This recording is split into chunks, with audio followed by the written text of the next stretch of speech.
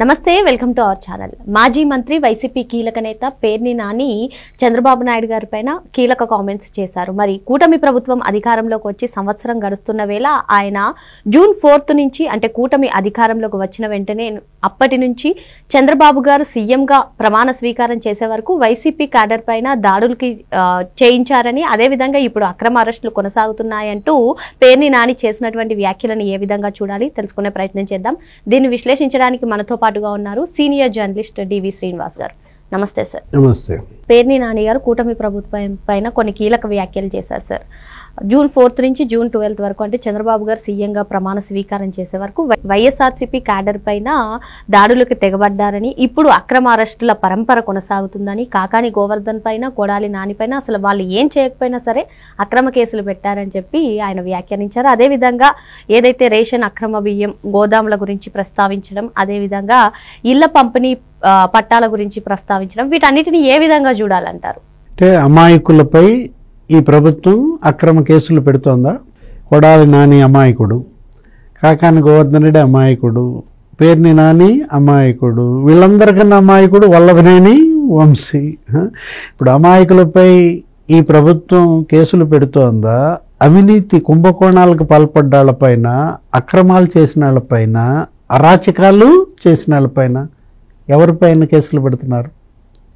Decide చేయాల్సింది ప్రజలు. ఇప్పుడు అది డిసైడ్ చేయాల్సింది వైసీపీ వాళ్ళు కాదు, తెలుగుదేశం వాళ్ళు కాదు, వాళ్ళ ప్రజలు డిసైడ్ చేయాలి. నిజంగా మీరు అక్రమాలకు పాల్పడలేదా? పేర్ని నాని విషయానికే వద్దాం. ఇప్పుడు పేర్ని కుటుంబం మచిలీపట్నం నియోజకవర్గం, అటు కాంగ్రెస్ పార్టీలో ఉన్నారు, ఇటు వైఎస్ఆర్ కాంగ్రెస్ పార్టీలో ఉన్నారు. వీళ్ళ తండ్రి నాని తండ్రి పేర్ని కృష్ణమూర్తి, ఆయన అక్కడ ఎమ్మెల్యేగా, అక్కడ మంత్రిగా ఆయన పనిచేశాడు. అంటే పేర్ని కృష్ణమూర్తి అంటే నువ్వు పేర్ని కృష్ణమూర్తి అంటే ఇప్పుడు ఈ అబ్బాయి కాదు, ఇప్పుడు కిట్టు కాదు, కిట్టు పేరు కూడా అదే, కాకపోతే తాత ప్లస్ మనవడు మైనస్. ఇప్పుడు పేర్ని కృష్ణమూర్తికి ఉన్నటువంటి పేరు ప్రతిష్టలు ఎలా ఉన్నాయి? ఆయన ఎప్పుడన్నా ఇలాంటి పనులు చేశాడా? ఈ విధమైనటువంటి అరాచకాలు లేకపోతే ఈ రౌడీయిజం వీళ్ళందరికీ మద్దతు. ఇప్పుడు అదొక యుగం. నెక్స్ట్ పేర్ని నాని సగం చెడ్డాడు, పేర్ని కిట్టు పూర్తిగా చెడ్డాడా? అంటే ఇవాళ ఎలా తొండ ముదిరి ఉసర వెళ్ళయింది, అసలు పతనం ఎలా జరిగింది ఒక రాజకీయ కుటుంబం. అంటే పేర్ని నాని విషయానికే వస్తే నువ్వు తీసుకోవాల్సింది ఏంటంటే జగన్తో కలవకముందు, జగన్తో కలిసినాక. అంటే తెగులు ఎక్కడ పట్టింది? జగన్ తెగులు పట్టి ఇవాళ పేర్ని నాని ఇవాళ మొత్తం ఇవాళ వేరు పురుగు చేరి వృక్షంబు చెరిచినట్టుగా ఇవాళ పేర్ని నాని ఇవాళ ఆ పేర్ని కుటుంబం ప్రజల్లో సానుభూతి కూడా కోల్పోయిందంటే 4,000తో గెలిచాడు, గతంలో 50,000తో ఓడిపోయాడు. చూసావా ప్రజల్లో ఎంత అసహ్యం, ఎంత వ్యతిరేకత మరి నీపై వచ్చాయి.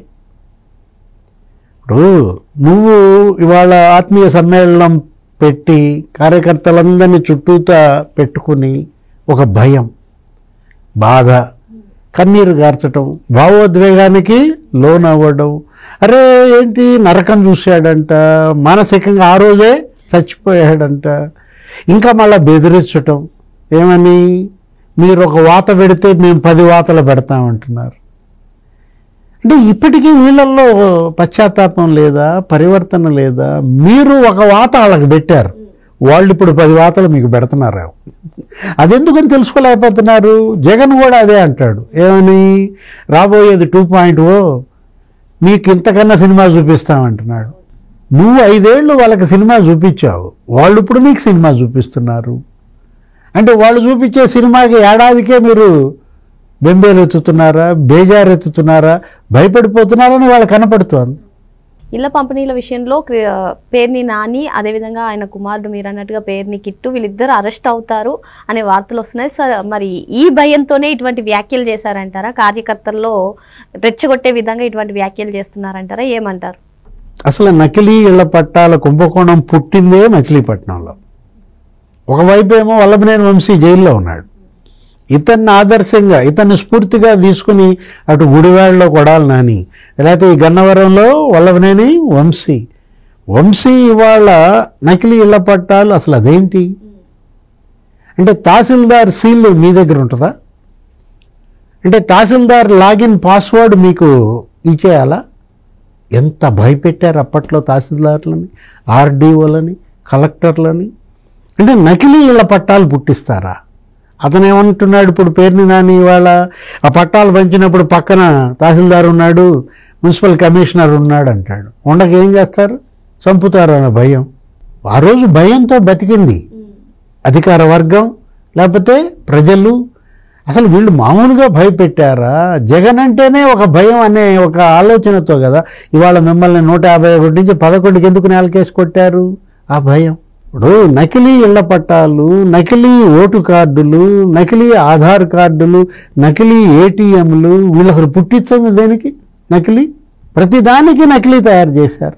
అదే తిరుపతి నకిలీ ఓటర్ కార్డుకి నకిలీ పుట్టించారంట. అక్కడ 35,000 నకిలీ ఓట్లు, అక్కడ ఫోటో ఐడెంటిటీ కార్డ్స్.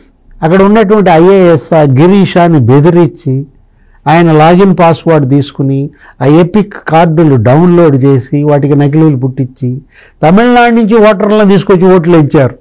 అప్పుడు తిరుపతి బై ఎలక్షన్లో ఆ గురుమూర్తి ఎన్నిక గిరీషా సస్పెండ్ అయ్యాడు. అసలు ఆర్డీఓలు లేకపోతే అక్కడ ఉన్నటువంటి ఆ మున్సిపల్ కమిషనరు అందరూ సస్పెండ్ అయిన పరిస్థితుల్లో వీళ్ళు ఇంకా పుట్టించంద నకిలీ దేనికి అంటున్నాం? ఇప్పుడు నిజంగా నీవు గనక మరి అంత చిత్తశుద్ధితో ఉంటే ఎందుకు భయపడాలి? ఎందుకు పారిపోవాలి?